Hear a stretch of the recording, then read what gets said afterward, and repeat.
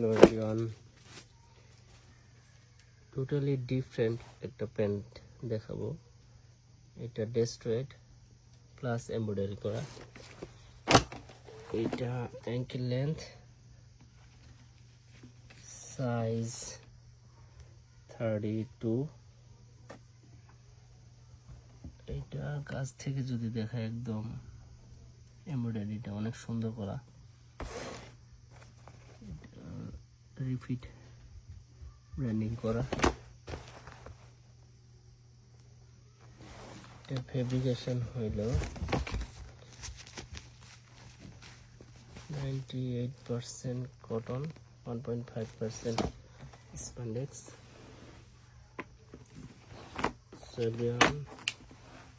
যাদের নিড আমাদের সাথে কন্ট্যাক্ট করতে পারেন।